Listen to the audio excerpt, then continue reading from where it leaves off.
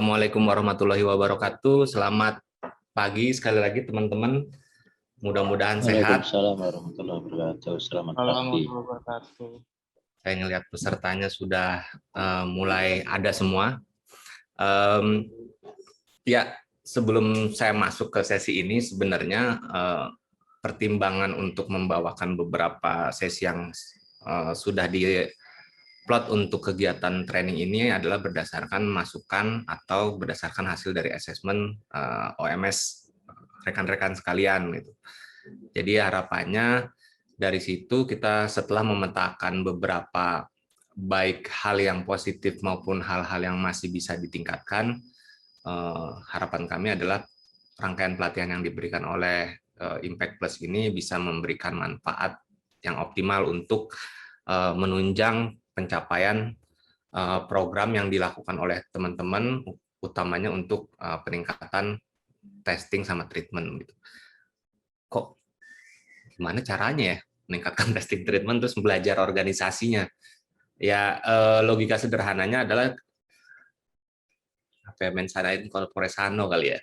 Kalau tubuhnya sehat, jiwanya kuat. Kalau jiwanya kuat, larinya bisa kemana-mana, bisa lebih kenceng, ya kayak gitu-gitulah. Nah, kalau organisasinya sehat, organisasinya mumpuni, perangkat-perangkat organisasinya juga tertata dengan baik, ya harapannya program-program yang dilaksanakan, kalau dalam hal ini sekarang kita ngomong konteks isu programnya adalah program HIV/AIDS, itu bisa optimal pencapaiannya. Pun demikian jika organisasi rekan-rekan sekalian yang ada di sini juga bergerak di isu di luar isu HIV/AIDS, maksudnya dengan isu yang beragam, mudah-mudahan ketika memahami bahwa perangkat organisasi serta pemahaman pelaksanaan proyek itu seperti apa, mudah-mudahan kedepannya juga makin meningkat.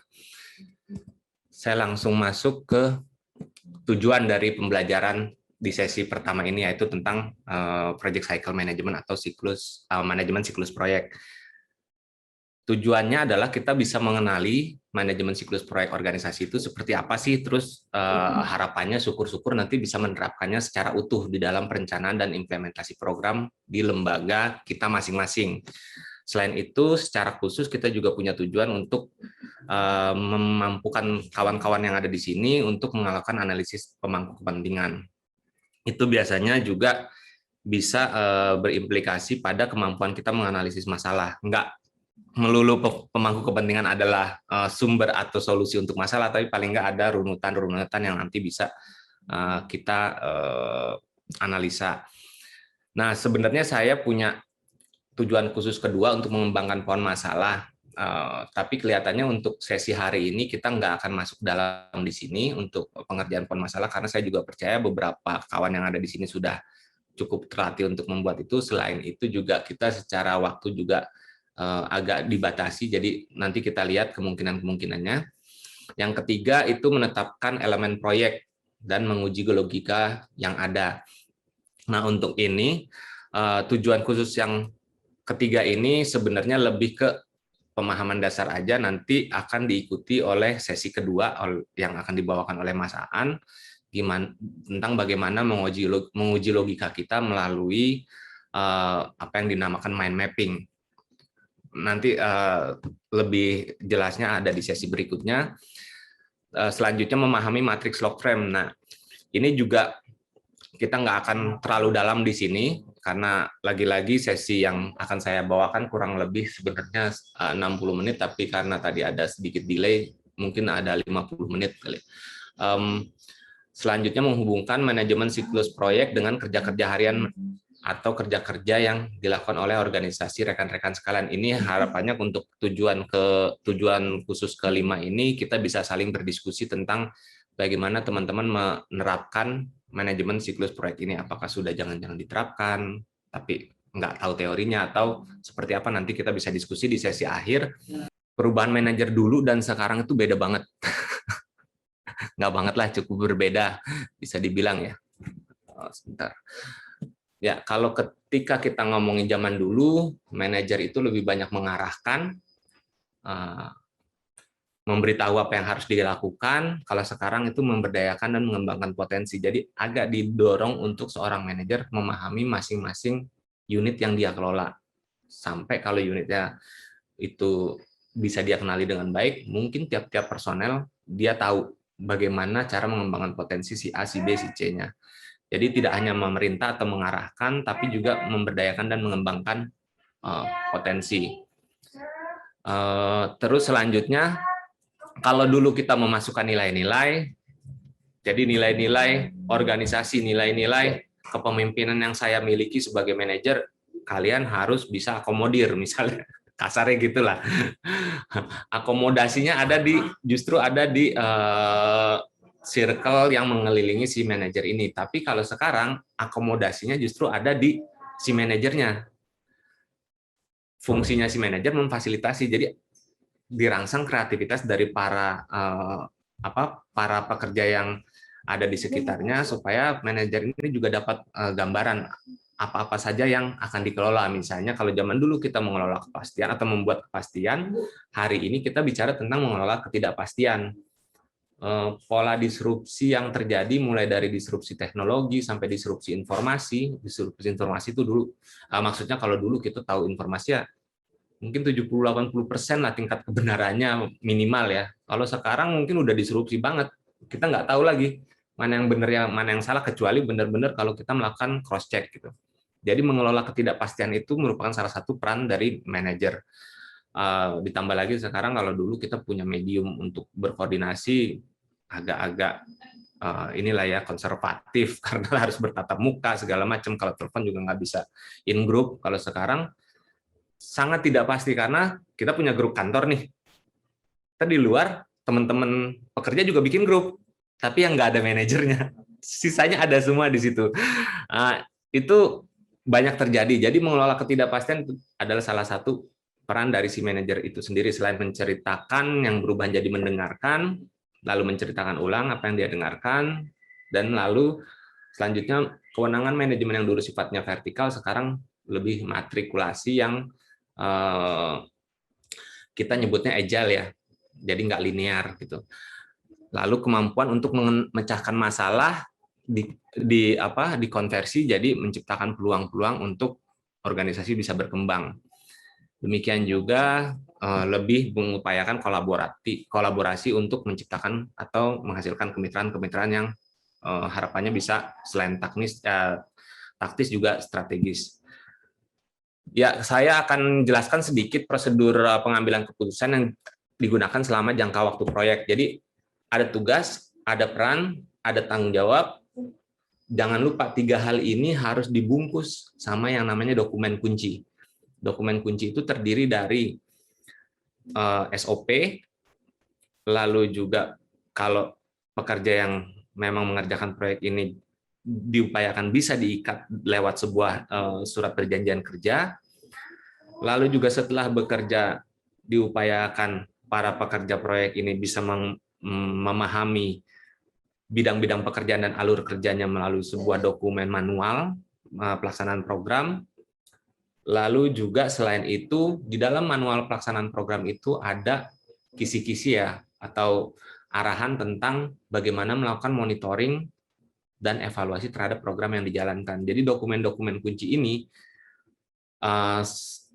sebisa mungkin menggambarkan mulai dari tugas, peran, tanggung jawab, sampai keluaran proyek yang dilakukan. Karena itu semua penting untuk pengambilan keputusan. Nah, bagaimana kita memahami bagian-bagian utama dari manajemen siklus proyek? Yang pasti harapannya sih semua bisa paham kalau MSP ini atau PCM, biasanya nyebutnya kalau bahasa Inggris, itu mendukung tujuan proyek. Jadi nggak mungkin kita bikin PCM atau MSP itu tidak mendukung. Selanjutnya bisa mendukung strategi yang lebih besar. Kalau kita tadi ngomongin program, ini proyek HIV/AIDS yang dilakukan oleh lembaga, misalnya Yakeba gitu ya.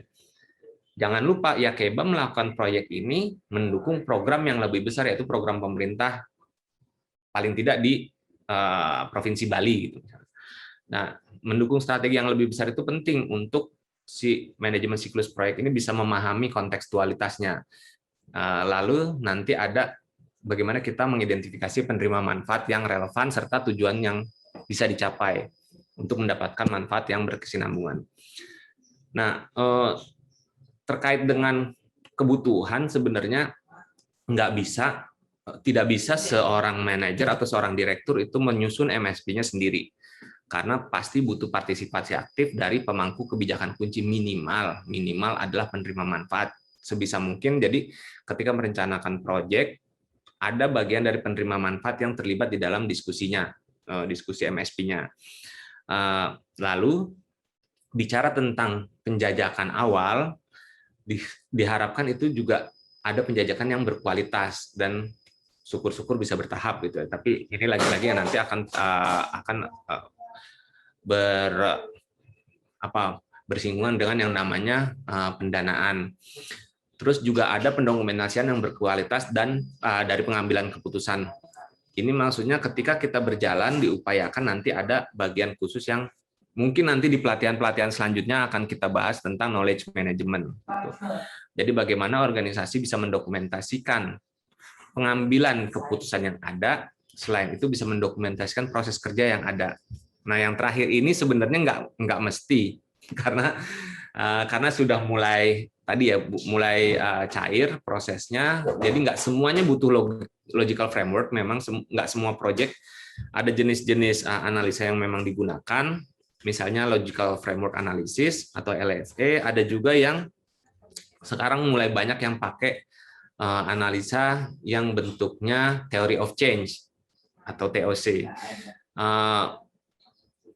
Teori perubahan juga nggak ada salahnya ditetapkan untuk kebutuhan proyek yang akan dilakukan oleh rekan-rekan sekalian, tapi memahami logical framework itu sesungguhnya adalah bukan tentang memahami bagaimana membuat dokumennya, tapi memahami bagaimana kita bisa berpikir secara logis, lalu menyusun program yang sesuai dengan kerangka pikir logis tadi. Makanya penting juga di dalam pemahaman ini sebenarnya untuk alur sebab akibat, karena akan sangat bersinggungan dalam pengerjaannya. Ini gambaran alur dari siklus proyek. Kita bisa mulai dari programming. Programming itu bagaimana kita bisa membayangkan program yang akan dilakukan. Misalnya kontekstualitasnya tadi, teman-teman kalau di Impact Plus ini adalah pegiat HIV/AIDS. Programmingnya berarti seputar HIV/AIDS. Jadi kita framing tuh HIV/AIDS. Oke, di dalam HIV/AIDS apa aja tuh yang perlu diantisipasi? Misalnya ada masalah apa, ada isu apa. Nah, itu bagian dari identifikasi permasalahan, konteks, isu, kita identifikasi. Setelah dapat konteksnya, lalu kita formulasikan apa-apa saja tujuan yang akan dilakukan dari proyek ini berdasarkan hasil identifikasi tadi. Dari situ kita bisa memformulasikan dengan baik tujuan program, tujuan proyek, strategi proyek, serta rencana aktivitasnya. Dalam dua hal itu butuh keputusan anggaran ketika melakukan identifikasi serta melakukan formulasi. Tapi yang paling baik ketika melakukan identifikasi yaitu melalui asesmen awal. Itulah yang menyebabkan kadang-kadang di identifikasi awal itu kita butuh anggaran, tapi kalau nanti siklus ini berputar, teman-teman sudah pernah melakukan atau melaksanakan program sebelumnya, sesungguhnya identifikasi itu juga bisa dari hasil keluaran program atau proyek yang sudah dilakukan sebelumnya oleh rekan-rekan sekalian. Nah, masuk ke tahapan implementasi, itu bagaimana kita melakukan semua perencanaan yang ada di tahapan formulasi tadi dengan baik, dan lalu melakukan evaluasi. Kenapa ini tidak ada monitoring ya? Karena monitoring ada di seluruh elemen proses ini. Dan bicara tentang evaluasi, ketika kita melakukan evaluasi seperti ditunjukkan dengan panah ke kanan itu, kita bisa mengidentifikasi ulang kira-kira perbaikan apa yang dibutuhkan dalam siklus proyek yang ada di lembaga kita. Ini prinsip dasarnya. Jadi harus ada kriteria pengambilan keputusan yang ditentukan pada tiap tahap tadi.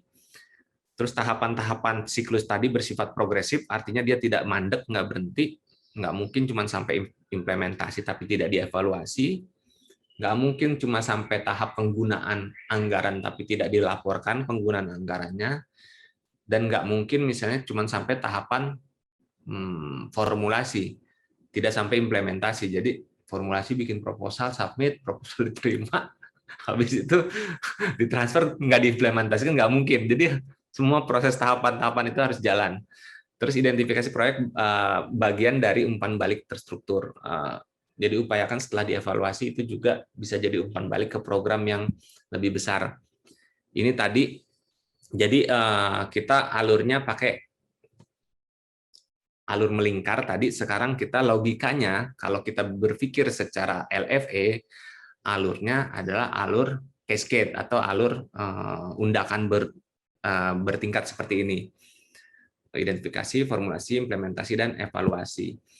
Nah, tahapan utama log frame, sebenarnya saya pengen banget masuk ke sini.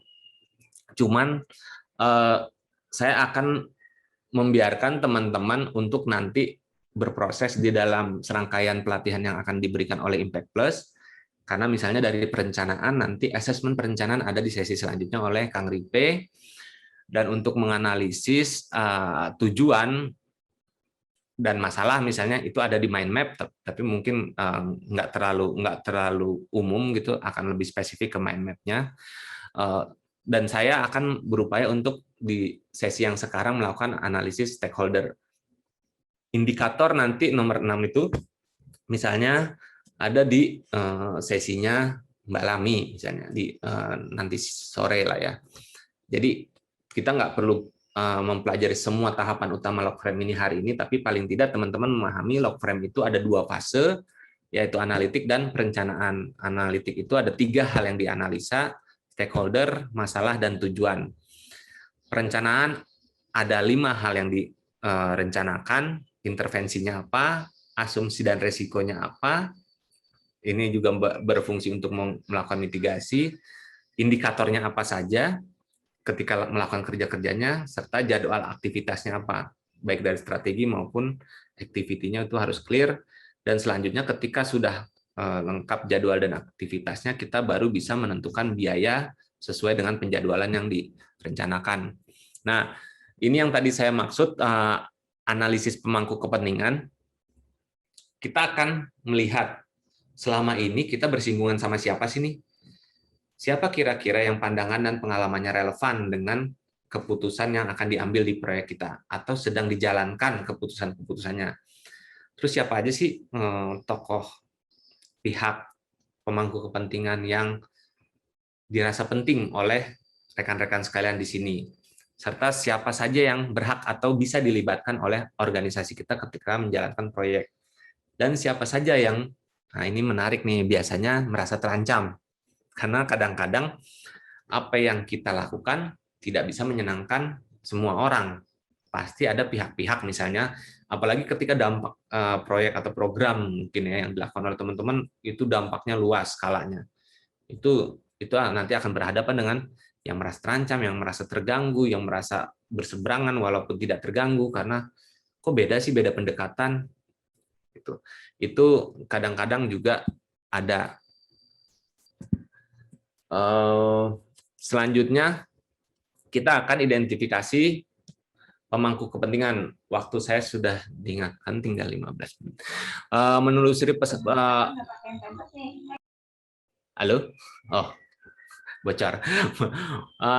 Melakukan identifikasi perkembangan masalah tadi sudah, identifikasi kelompok juga sudah, nanti akan kita lakukan penelusuran peran kepentingan dan kuasanya apa, serta untuk kapasitas harusnya typo, dan identifikasi sejauh mana kerjasama atau konflik yang bisa diantisipasi antara sesama stakeholder, lalu selanjutnya menerjemahkan temuan dari analisis. Nah, kita akan sedikit berlatih, teman-teman. Jadi kita akan berlatih dengan cara bekerja dalam breakout room. Sedikit penjelasan tentang breakout room. Breakout room itu bagi kelas lah. Nanti ada yang di kelas A, B, C, dan D. Kita akan membagi para peserta menjadi kelas A, B, C, dan D. Dan kelas A mengerjakan spesifik yang dilakukan atau yang dialamatkan di sini untuk pemerintah dan Fasiankes misalnya. Yang B OMS, yang C swasta, dan yang D komunitas. Apa yang nanti akan dibahas yaitu seputar tugas dan tanggung jawab dari masing-masing pihak tersebut, terus juga harapan. Jadi teman-teman akan melihat dari sudut pandang mereka, jangan dari sudut pandang teman-teman sebagai OMS ya. Jadi ini juga nanti kita akan dibantu oleh 4 orang fasilitator kelas. Sekali lagi saya bisa jelaskan bahwa 4 hal yang nanti akan diidentifikasi itu sesungguhnya adalah harapan dari para pihak ketiga tersebut. Jadi kalau ada teman-teman yang bekerja untuk membahas OMS misalnya, OMS itu NGO lain, tapi yang bersinggungan dengan kerja-kerja teman-teman.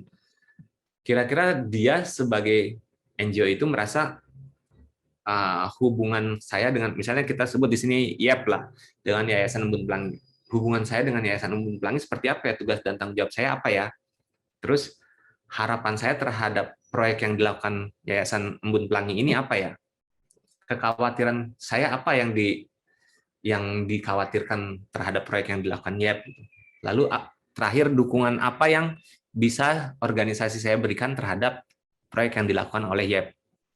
Kira-kira seperti itu. Demikian juga analisis untuk pihak swasta dan media serta komunitas. Teman, kita kebagian di kolom komunitas. Di situ ada untuk kekhawatirannya teman-teman ini masih tugas kosong. dan tanggung jawab dari komunitas. Ada yang mau memasukkan usulan yang bisa dicatat di situ, kita catat dulu, nanti baru kita edit mana yang akan kita masuk, mana yang tidak. Begitu terus untuk seluruh kotak ini. Ini apa lagi masukan dari teman-teman? Farid sedang keluar. Ini kita di sini ada Akbar, Maman, sama Pais tuh. Ya, terima kasih. Saya kembali ke ini aja berarti ya. Ada yang sudah bisa share nggak satu dari tiap-tiap ini, dari tiap-tiap OMS, dari tiap-tiap wilayah. Misalnya dari wilayah barat tadi sudah ditentukan yang bakal share siapa? Teman, tadi yang di center tadi sudah ditentukan siapa yang akan presentasi, siapa yang akan sesi diskusinya. Wilayah lain saya pikir juga seperti itu.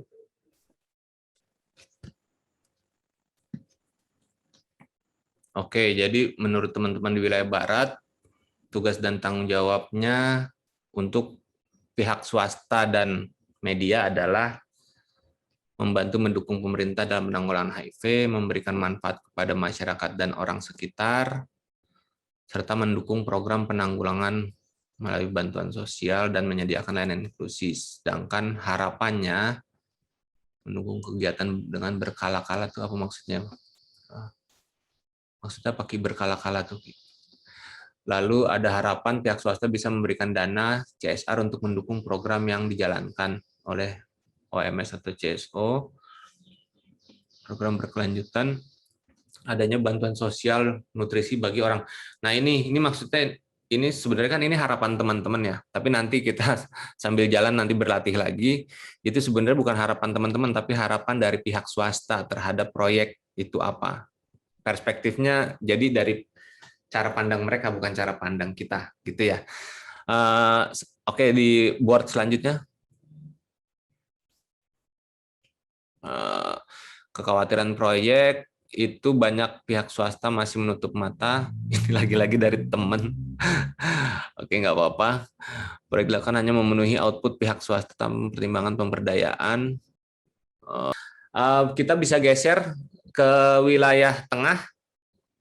Oke, selamat pagi para bro-bro dan sis semua. Terima kasih. Kali ini kami akan mempresentasikan dari paparan dari DKI Jakarta. Tadi diskusinya cukup alot ya. Malah waktunya kurang lama, kalau bisa sampai jam 11:30 karena beradu debat dan berargumen yang cukup sangat ini luas. Oke, untuk tugas dan tanggung jawab ini kita berharap pemerintah memberikan payung hukum, jadi ada semacam pedoman dalam pelaksanaan berbagai kegiatan. Terus juga jangan sampai mempersulit masyarakat. Harapannya peraturan-peraturan ada jangan sampai nanti atau kegiatan-kegiatan yang ada jangan sampai mempersulit masyarakat. Oke, ini dukungan terhadap proyek ya. Jadi dukungannya kita berharap pemerintah memberikan akses terhadap dana swakelola proyek untuk memberikan baik. Seperti yang saya ceritakan tadi, di DKI ini sudah berjalan, begitu juga dengan lokasi dengan di Jawa Barat. Oke, layanan pengobatan gratis ini bersama tadi dengan yang sebelumnya ya. Terus sudah pemerintah ini permasalahan ternyata data yang di CSO dan pemerintah itu beda ketika disinkronkan. Itu ternyata beda penanggalan, beda kepentingan. Ini di CSO sampai tanggal 25, di pemerintah sampai tanggal sampai tanggal 30 atau tanggal 1. Daniel Ramadan. Bang Daniel, gimana Bang? Thank you, Mas Ebe. Silakan.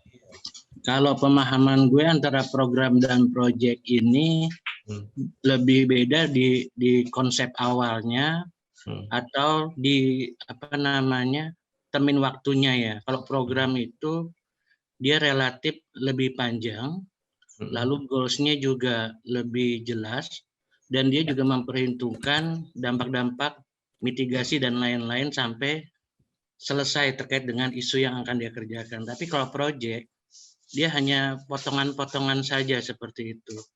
Jadi kalau secara kualitas sepertinya program jauh lebih baik daripada proyek. Itu pemahaman gue, Mas Ebe. Ya. Ada yang mau sedikit berbagi kira-kira jawabannya apa perbedaan program dan proyek?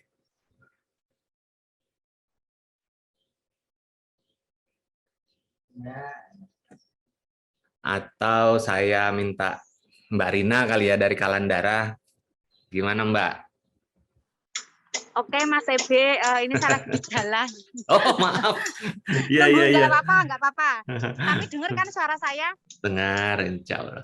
Oke, kalau menurut saya tidak jauh beda yang disampaikan sama Bang Daniel. Jadi kalau program itu ada sustainability-nya, jadi ada proses perencanaan hingga proses evaluasi dan monitoringnya seperti itu. Lengkap lah dari awal sampai akhir. Kalau proyek itu hanya sebatas hal-hal insidental, gitu Mas Ebe. Jadi kalau proyek lebih kepada hal-hal yang sifatnya itu kayak dadakan seperti itu.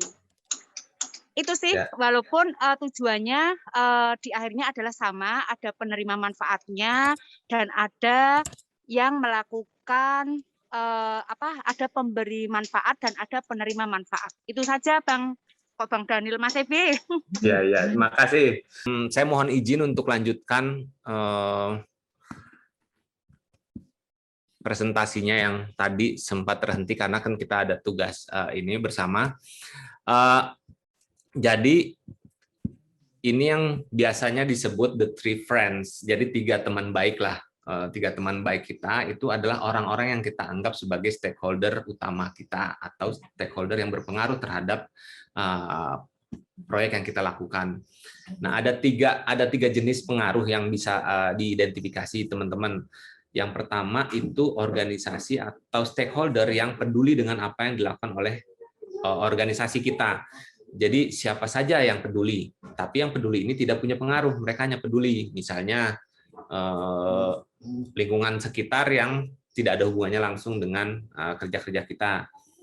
Atau misalnya pihak swasta yang peduli dan bahkan juga bisa ngasih bantuan, tapi bantuannya sebenarnya bentuknya charity gitu misalnya. Itu tidak bisa mengontrol apa yang kita lakukan, tapi tidak juga berpengaruh, tapi peduli. Tapi kalau misalnya mereka punya sedikit peran yang lebih, itu mereka bergeser ke pengaruh gitu.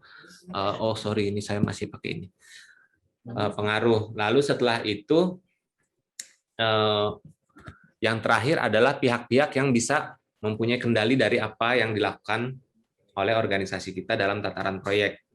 Yaitu misalnya pemerintah daerah atau lembaga-lembaga yang bekerja sama erat dengan lembaga kita dalam bentuk misalnya konsorsium, itu kalau contohnya OMS, atau media-media yang misalnya saya nggak bakal ngomong media ada di bagian kontrol, tapi bagian pengaruh. Kadang-kadang kita juga bisa dipengaruhi oleh media, atau media juga berpengaruh terhadap kerja-kerja yang kita lakukan. Selanjutnya ini kita sesuai dengan yang saya bahas tadi di awal, kita tidak akan mengerjakan ini, tapi langsung masuk ke sini. Jadi langkah-langkah analisa tujuan, yang penting teman-teman ketika membuat siklus manajemen proyek, jangan lupa, kayaknya ini udah sering juga teman-teman mempelajari tentang SMART, yaitu dibuat spesifik semuanya.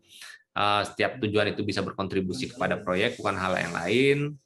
Terus juga measurable, bisa diukur dan dapat diterima, achievable. Jika pertimbangan kapasitasnya, maka bisa benar-benar tercapai gitu. Jangan kita maunya besar tapi kapasitas di kita sendiri nggak sampai ke situ. Reasonable itu maksudnya masuk akal. Jadi untuk memastikan ini masuk akal, pusatkan kepada tujuan dan bukan sebab.